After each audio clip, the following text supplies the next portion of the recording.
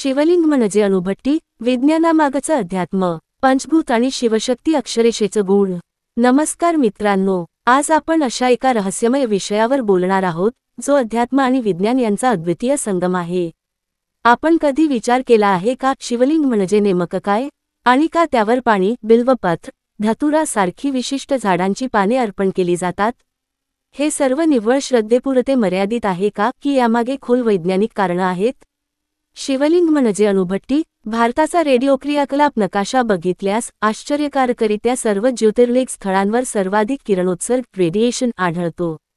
यामुळे काही शास्त्रज्ञ आणि अभ्यासकांचा विश्वास आहे की शिवलिंग हे अणुभट्टीप्रमाणे काम करत असतात. म्हणूनच त्यांच्यावर थंड पाणी अर्पण केलं जातं, कारण हे जल किरणोत्सर्ग शोषून ते उष्णतेपासून थंड ठेवतं. बिल्वपत्र, धतुरा, आकामोडा हे सर्व वनस्पती किरणोत्सर्ग शोषून घेणारे आहेत. एवढंच नव्हे तर शिवलिंगावरून वाहणारे पाणीही रिॲक्टिव्ह असतं, म्हणून ते ड्रेनेज ट्यूबमधून अलगद बाजूला काढले जाते. भाभा अणुभट्टीची रचना देखील शिवलिंगासारखी आहे. शिवमंदिरांची गूढ रचना आणि शिवशक्ती अक्षरेषा.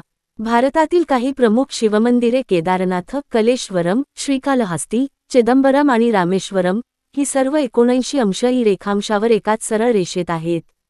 एवढंच नाही तर ही मंदिरे पंचभूत तत्वांवर आधारित आहेत. पृथ्वी कांचीपुरम, जल तिरुवनाईकवाल, अग्नी अन्नामलाई, वायू श्रीकालहस्ती, आकाश चिदंबरम. 5000 वर्षांपूर्वी या मंदिरे अशा अचूकतेने बांधणे केवळ एक वास्तुवैज्ञानिक चमत्कारच नाही, तर हे ज्योतिषशास्त्र, खगोलशास्त्र आणि भौगोलिक ज्ञानाचे अप्रतिम उदाहरण आहे.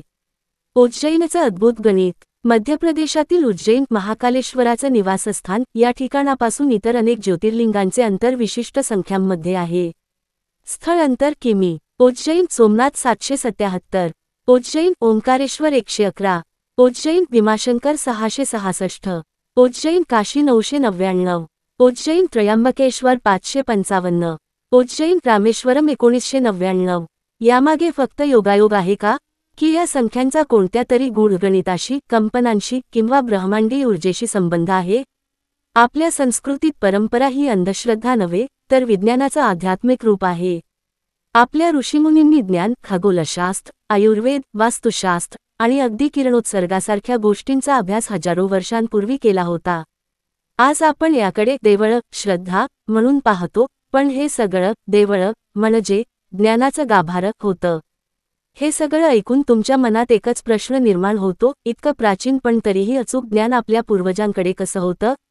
याचं उत्तर म्हणजे आपण भारतीय, शाश्वत आणि वैज्ञानिक परंपरेचे वारसदार आहोत. शिव म्हणजेच ब्रह्मांड आणि शिवलिंग हे ब्रह्मांडाचं केंद्रबिंदू. जर ही माहिती आवडली असेल तर नक्की शेअर करा, सबस्क्राईब करा आणि सांगा महादेवाच्या विज्ञानाचं रहस्य आपल्या मित्रांनाही.